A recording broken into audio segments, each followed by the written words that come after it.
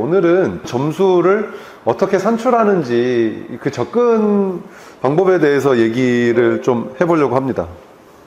그래서 목차는 이렇고요. 항상 이제 그 어떤 기준점을 잡을 때 그 전년도의 점수를 가지고 기준점을 잡잖아요. 그래서 그 전년도에 대한 얘기를 하고 그 전년도의 입시의 큰 틀을 먼저 잡고 거기에서 각 그룹별로 이제 뭐 가나다군에 포진되어 있는 상황이나 변동된 사항이나 이제 그런 것 가지고 어떻게 이제 저희가 작년을 분석을 했는지를 좀 말씀을 드리고 올해 이제 대학이 어떻게 변했는지를 살펴본 다음에 이제 마지막에 학생들에게 이런 얘기를 해주면 좋겠다라는 얘기로 마무리를 해보도록 하겠습니다. 저번에도 얘기했던 건데요. 이게 그냥 일반 입시잖아요. 일반 입시는 점수 그냥 쭉 내리고 몇 점까지 합격, 그 아래로는 불합격해서 예비를 주는 거라면, 세대는 점수별로 소팅을 하면 위에도 불합격이 나오고 아래에서도 합격이 나올 수 있는 게 최대니까 그 학교에 지원할 만한 점수면 더욱더 좋겠고, 그 지원할 만한 점수가 아닌 아이들을 어떻게 실기로 접근을 해서 그 대학을 합격을 시킬까가 이제 체대 입시를 하는 선생님들의 고민이지 않을까라고 생각이 듭니다. 이제 이거는 건국대학교에 그냥 그 우리 대입상담 프로그램 학교에서 경기도는 많이 쓰거든요. 서울은 근데 센지랑 많이 쓰신다고 그러더라고요. 그래서 대입상담 프로그램 보면 이렇게 그냥 점수별로 소팅을 하면 합격보다 불합격 상황이 훨씬 더 많이 나오는, 그러니까 점수로만 대학을 가는 게 아닌 게 예체능 대학인 거죠.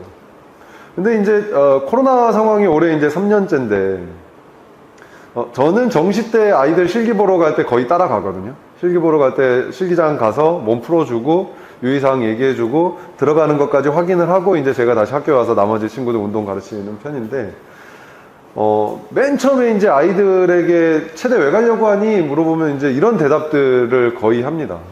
거의 하는데, 첫 번째, 두 번째는 별 걱정이 안 되죠. 목 배우시기 뚜렷하고 공부 잘하는 아이들은 어떻게 해서든지 가니까. 근데 세 번째, 네 번째, 그러니까 공부 별로 생각 안 하는데 운동 엄청 잘하는 아이들, 아무 생각 없는 아이들도 체대에 굉장히 많은데, 이 세 번째, 네 번째에 해당하는 친구들에 대해서 저는 좀 이제 관점의 변화가 좀 있거든요, 지금은. 그러니까 그 코로나 전에는 보통 정시가 1월 달에 시험이니까 한 5년 전인가? 1월 달에 전체 30일 중에 영하 10도 이하로 떨어진 게 한 절반 정도 되는 해. 엄청 추웠거든요. 엄청 추운 그럴 때 아이들이 추우니까 이제 웜업을 하려고 건물 안으로 들어오잖아요. 건물 안으로 들어와서 막 이제 뭐 나가라고 해도 그냥 무시하고 건물 안에서 몸 풀고 이제 시험장 바로 이제 이제 몸이 이제 풀린 상태에서 시험장 들어가서 이제 시험을 보는데, 코로나 상황 딱 터지면서 학교 안으로 그러니까 수험생이 다른 사람들이 아무도 못 들어가게 했단 말이죠. 그러면서 이제 아이들이 몸 푸는 게 운동장에서 몸 풀고 막 주차장에서 몸 풀고, 이제 그러고 시험장을 들어가는데 이제 백석대 학교를 이제 우리 애가 써서 3년 전에 써서 이렇게 백석대학교 주차장에서 아이들이 몸을 막 풀고 있는 거예요. 막 버스도 다니고 차들 막 이렇게 있는 그런 아스팔트 위에서 몸을 막 푸는데 엄청나게 많죠. 엄청나게 많은 인원인데 여기 애들이 다 합격을 못 하잖아요. 다 합격을 못 하는데, 그러면 이 애들이 그냥 백석대 다른 과에 지원하면 떨어질까? 그런 생각이 문득 들더라고요. 문득 들기도 하고, 그럼 제가 지원시켰던 애도 운동은 그닥 잘하지는 못하지만, 그 당시에 그 첨단 ICT 학부인가? 그러니까 거기가 수시 2월이 100명 넘게 돼가지고 정시에서 막 130몇 명인가 140명 뽑을 때였어요. 그래서 야, 여기 지원하면 될 것 같은데, 뭐 이제 그런 생각이 좀 들었던.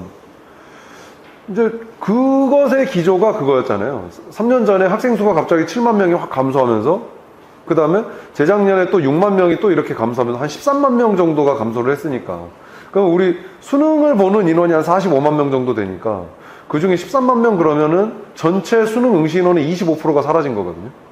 근데 대학에서 4년제 대학과 전문대학에서 뽑고자 하는 인원 대비 대학을 가려고 하는 인원들이 없잖아요. 그러니까 실제로 8등급, 9등급 대 아이들도 대전권에 대학 넣으면은 가니까. 근데 그런 상황이라서, 아니 이렇게 다쳐가면서 이렇게 열심히 하는데 합격 못할 바에야 그냥 일반과 가가지고 어차피, 그러니까 비수도권 대학은 전과나 복수전공이나 이런 거 뭐 다 홍보 엄청 하잖아요. 고등학교 와서 다 시켜준다니까. 그게 오히려 더 낫지 않을까? 그냥 체대 가서 체대만 공부하기보다는 경영학과 가서 경영학과 공부하면서 그래도 체대에 관심이 있으면 공부를 하면 더 좋지 않을까라는 생각이 들었어요. 그래서 보니까 그렇더라고요. 이게 백석대학교 스포츠과학부의 성적이에요. 네, 물론 점수 그 대학 환산 점수로 소팅을 했으니까 위에서부터 당연히 불합격이 나오고 합격이 중간중간에 껴있죠. 근데 여기 가장 밑에 204점, 환산 점수 300점 중에 204점인 친구를 백석대학교의 모든 학과는 수능 반영 방법이 똑같습니다. 국수 영중이 2개, 탐구 1과목. 다 똑같거든요. 근데 만점이 300점이냐 1000점 만점이냐 이제 그 차이인데 이 학생의 점수를 1000점 만점으로 돌리면 680점이 나와요. 680점이 나오는데 그 아까 얘기했던 경상학부에 합격하는 아이의 충원 합격 정도의 점수는 나오는 거예요. 이 점수가. 사회복지학과도 680점이면 낮은 점수가 아니에요. 아까 얘기했던 첨단 IT 학부도 680점이면은 여기 지금 합격자 41등의 점수니까 뭐 1등부터 40등까지 점수는 그 위겠지만 그것보다 훨씬 높은 점수잖아요. 그 최대의 이 680점이라는 점수가. 그러니까 그런 생각이 드는 거예요. 아니 얘네한테 이게 맞는 방향인가? 안 되는 걸 꾸역꾸역 이렇게, 그러니까 아마 이제 입시지도 해보신 선생님들은 잘 아시겠지만 얘가 될 것 같다 안 될 것 같다는 웬만치 아시잖아요. 그러면 안 될 것 같은 애를 꾸역꾸역 시켜가지고 시험장까지 들여보내는 1월달까지 그 힘든 거를 해서 들여보내는 게 맞느냐 라는 생각이 요즘에는 저는 좀 들고 있습니다. 그래서 그런 친구들에게 다른 방법도 좀 생각을 해볼 수 있게끔 안내해 줘야 되지 않을까 라는 생각을 들었고요. 근데 이렇게 생각하는 아이들도 있어요. 아니 그래도 실기 열심히 준비해서 전 무조건 체대 갑니다 라고 하는 친구들도 있고요. 일반과 가서 그래도 체육을 네가 진짜 전공하고 싶다면 복수 전공해라 아니면 전과해라 라고 하는 게 제 입장이에요. 그래서 제가 딱 이거 그 백석대 가서 실기 딱 끝나고 그 다음날 백석대 입학처에 전화했어요. 백석대 입학처에 전화해서 아니 아이가 체대를 너무 가고 싶은데 다쳐가지고 실기를 못 봤습니다. 그래서 첨단 IT 학부에 만약에 간다면 이 친구가 스포츠과학부에 복수 전공을 할 수 있습니까? 할 수 있다 그러더라고요. 그러니까 남서울대학교는 실기 변별력이 센 대학이니까 아이가 뭐 제대로 올림픽도 뭐 280 이상 떼야 되고 20미도 14초 초반은 떼야지 이제 보통 합격하는 대학이니까. 그러니까 그 실기가 안 되고 지금부터 이제 실기를 준비해 3학년인데 지금부터 실기를 준비해서 가려고 하는 애한테 그 실기를 만들어라 하는 것보다 야 일단 너 지금 내신 등급이면 남서울 5등급 되니까 남서울대 일반과 충분히 간다. 가서 네가 공부하고 싶으면 스포츠 비즈니스나 스포츠 건강관리 복수 전공해라 라고 또 얘기하고 또 전화했어요. 남서울대 전화해서 이게 됩니까? 물어보니까 그 방법도 있고 물론 그거는 이제 그 학과에 결혼이 생겨야지 그게 되지만 그거 말고도 신입생을 뽑지 않는 2학년에 체육 관련 학과가 또 있습니다. 우리 거기는 무조건 됩니다. 이런 얘기를 해요. 그러니까 정말 그 친구들 아까 그 체대를 생각하는 왜 하려고 하니의 세 번째 네 번째 친구들에게는 그러니까 결론은 이거 같아요. 저는 그러니까 체대가 이제 공부가 어느 정도 되지 않으면 이제는 그 아이들에게 정말 그 길을 계속 가는 게 맞는지도 다시 한번 우리가 고민해서 얘기를 해줘야 될 시기는 아닌가라고 저는 생각을 합니다. 뭐 간단히 얘기하자면 전체적으로 보면 입시가 고등학교 1학년 때부터 차근차근 발표가 돼서 2학년 때 나오는 내용을 가지고 이제 우리가 학생들에게 얘기해야 되고 학생들도 그것에 맞춰서 준비하라고 얘기해야 되는 그런 3년 예고제에 의해서 대입이 진행이 된다라는 것과 수시는 4개, 정시는 2가지의 전형으로 학생들을 선발하고자 한다. 4가지 중에 내신 성적 위주의 교과, 학생부 교과 전형. 그 다음에 내신도 중요하지만 비교과, 학교 생활기록부를 보는 학생부 종합 전형. 논술시험을 보는 논술 전형. 그 다음에 예체능 학생들의 실기 위주의 전형이 있다면 정시에는 인문자연계열의 수능 위주 전형과 예체능 학생들의 실기 위주의 전형. 이렇게 4가지의 전형 중에 체육대학은 수시에서는 종합과 실기가 대부분을 차지하는 것 같고요. 그 다음에 정시는 실기 위주 전형이 좀 더 많은 것 같습니다. 재작년에 발표됐던 올해 고3 학생들의 대입 전형 기본사항을 봐보면 전체적으로 그전년도의 입시의 기조를 그대로 유지를 해라 라고 하는 내용과 코로나 때문에 지금 우리 이제 최고 친구들도 이제 특기자 전형으로 지원을 한다면 입상 실적에 대한 부분 그러니까 대회가 코로나 때문에 재작년 같은 경우에는 8월 달까지 많은 대회가 열리지 않아서 3학년 학생들이 대회 출전을 못하는 그런 상황에 있었기 때문에 그 코로나19 관련 대입전형 예외 조항을 만들어줘라 라고 하는 게 주로 예체능 특기자 전형과 그 다음에 재외국민 전형에서 이 조항이 좀 많이 생겼던 것 같고요. 전체적인 모집 인원을 보면 왼쪽이 일반 인문 자연 계열이라고 보면 되고 오른쪽이 체육대학이라고 보면 됩니다. 이제 대입정보 119 작업할 때 이제 그 수치를 토대로 만든 건데요. 보면 일반 대학은 올해 고3 기준으로 수시에서 78%를 뽑고 정시에서 22%를 뽑죠. 체육대학도 수시에서 75%를 정시에서 25%를 뽑습니다. 그래서 더 많이 뽑습니다. 수시에서. 더 많이 뽑는데 그거를 전형 유형별로 좀 살펴보자면 전국적으로 봤을 때는 뭐 태권도나 무용은 뺐습니다. 전국적으로 봤을 때는 이 실기 전형이 제일 많이 뽑죠. 수시 실기 전형이 제일 많이 뽑고 그 다음이 정시 실기 전형, 그 다음이 특기자 전형, 그 다음이 교과 전형입니다.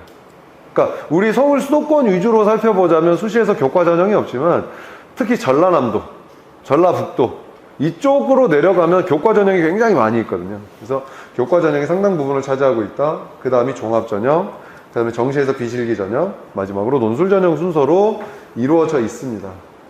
그거를 지역별로 살펴보자면 일단은 대학에서 선발하고자 하는 사이즈가 서울, 경기, 인천, 대전, 충남북이 제일 많죠. 여기가 제일 많은데 그 중에서 가장 밑에 파란색이 교과 전형이거든요. 종합 전형, 그 다음에 이 실기 전형이라고 하는 것은 특기자 전형까지 포함된 겁니다.